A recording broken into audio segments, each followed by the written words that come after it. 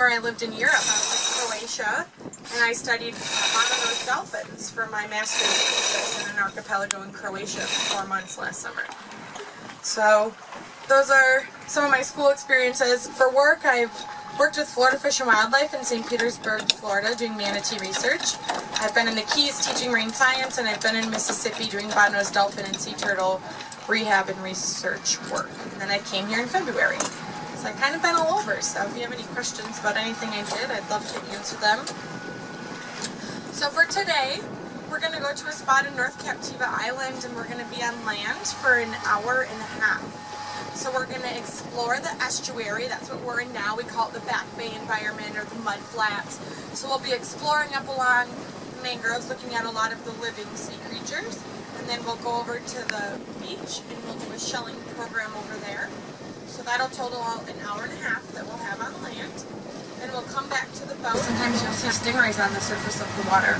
Every once in a while, a good cow-nosed ray, or there's been 2 times I've seen spotted eagle rays jump out here. So never know, every day's different. You never know what we can find.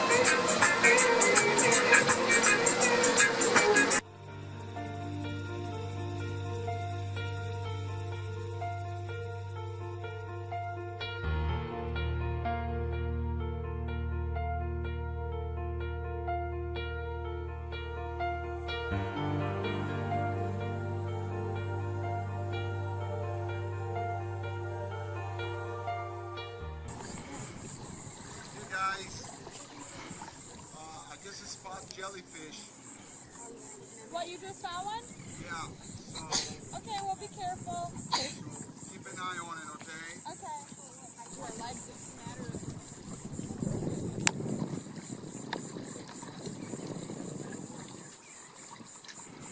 I've never seen man-o-wars here. Again, you can see the operculum or the trap door. There's its foot. They're scavengers, so they eat a lot of dead things. So one time I saw dead fish and there were about 30 crown conchs. They use their radula, their ribbon-like teeth, and they rasp away at the flesh. But does anyone want to pass around or you invite the crown conch?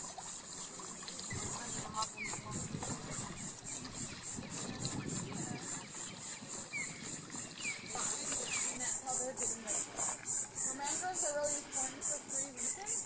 1, they filter the water. 2, they're your first line of defense against hurricanes. So because they're native to this area, they're at the land-to-water interface. But every time I've ever tried to dig, I can never find anything. So they're super fast. They go down in the sand. Feel free to dig. Maybe you'll find something. Yeah. Well played.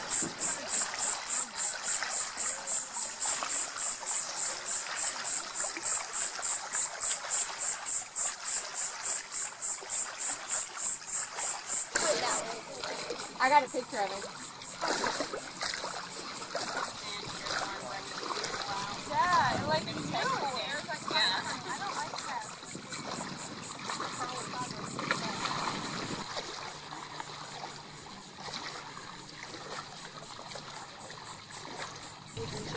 Good experience. And yeah, does that sound like a good answer? The ones that have one big claw are the male. Yeah, that has a little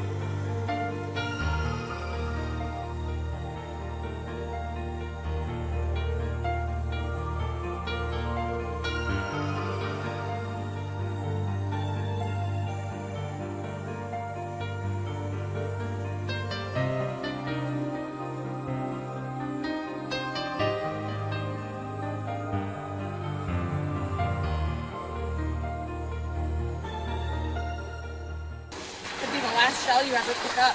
Of course, the ones that have enough venom to kill humans, they're, I mean, Conus geographus and the textile, and they're about this big, so they're a lot bigger shell as well.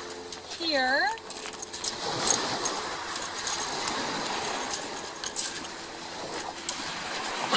okay, I have a crown conch. Remember we saw some of these living back there. Here's a lettered olive.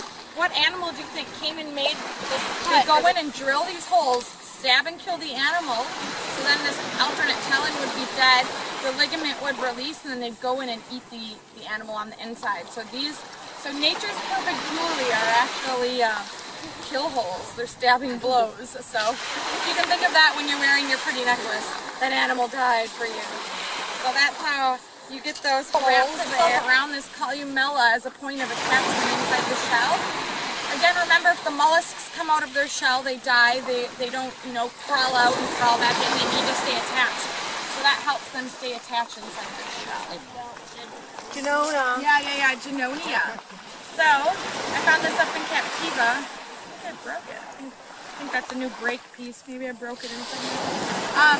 So Genonias are deep water species. Our shelf extends for about 80 miles before it drops off. So it's possible that Genonias are coming from 80 miles plus to get to the beach. So it's rare when you find them, usually after storms and strong winds. People will find Genonias. If you find a Genonia, a full one, you can get your name in the paper. So it's kind of the sought after prize. But I have a couple pieces, so that's as good as it gets for me. Yeah, me too. But you never know. So those are a few things I like to...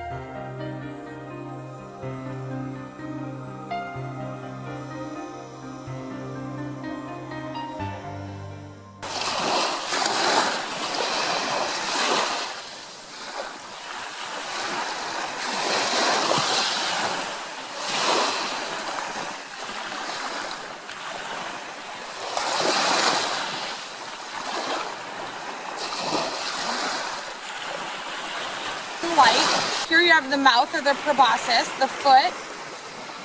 Look at that. So this is, you want to hold it? No thanks. It doesn't hurt, it's just strong. Like it knows that I'm holding its shell right now and it's trying to get away. They're herbivores, so you don't want to hold it though? Do you want to touch it? You can, it won't hurt you.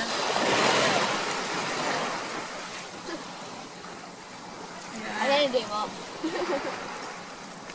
Tickle, tickle. So you can see how their trap door won't completely close their shell like those lightning whelks we were finding. Remember, their trap door could completely seal their shell. The fighting conchs cannot do that, so you can see how it's still exposed there. So their kind of defense mechanism is to be aggressive like that. So you have to make it.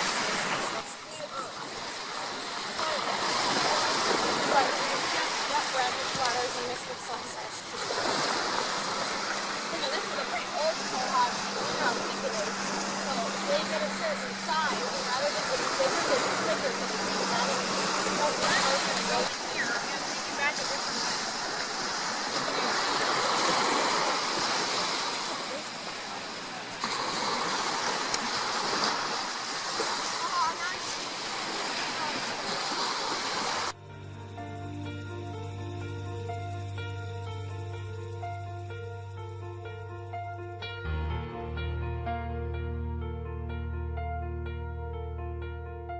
Paper, and week by week I always forget the numbers, but it's around those numbers. It's one of the record-breaking years in nests, so that's They hatch good. at night? Yeah, they hatch at night and follow the moonlight. Yep, and it's called a boil when all the babies come out and hatch. So the cages, yeah, are for the raccoons and the bobcats. So when it's ready to hatch, they'll leave the cage on, but they'll remove the log, so the babies can fit through the holes there. And the female, she'll lay a couple nests in a breeding season, so about 2 weeks apart. She'll lay a couple nests. She does nothing for the babies, so she lays her nest and she leaves. So they have to fend for themselves. 1 in 1,000 baby sea turtles will make it to a breeding age. So they don't have good odds. In their 20s is when they'll start when they're start laying their eggs. So their first 48 hours is they're just swimming far out. So they live far out. They try to find some seaweed or some patches out in the ocean that they can live in for protection.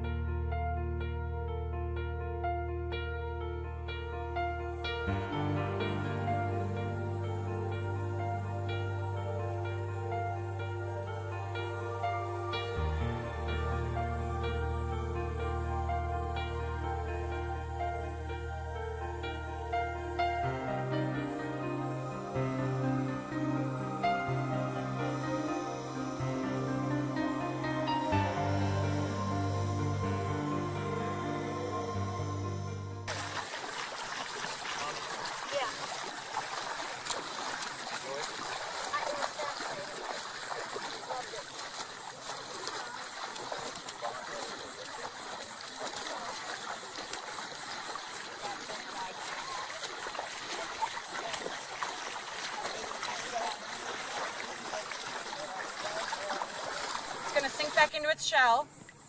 There you go. Anyone want to? All the way up. Yeah, get it. You're fine. You're fine. Just don't drop it. If it's too much, I can hold on to it.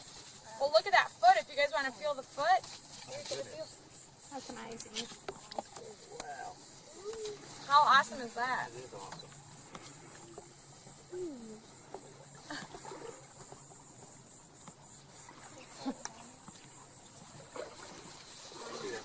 That's really cool.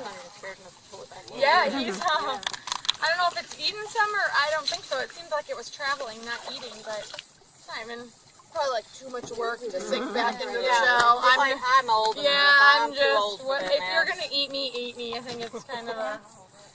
Anyone else? Any other takers? Kendall, you want to hold it? Nope. Should I hold it? I'm gonna hold it. Yeah. Look at that. See, it's not even retracting into the shell here. Ooh, there we go. So see all the water sifting out because it's sinking into the shell. Oh, there we go. So the water inside the shell is being squeezed out. So you just gotta tickle them a little bit. Here we got the big siphon right there. Look at that. Cool. Look at that. Oh, it's coming back out. Ooh. Like that. Yeah. Oh! Now we know why he got to be his age. That was awesome. I hope you don't mind getting wet. I'm sorry. That was really funny. Anyone else want to? Maybe you'll get a little squirt.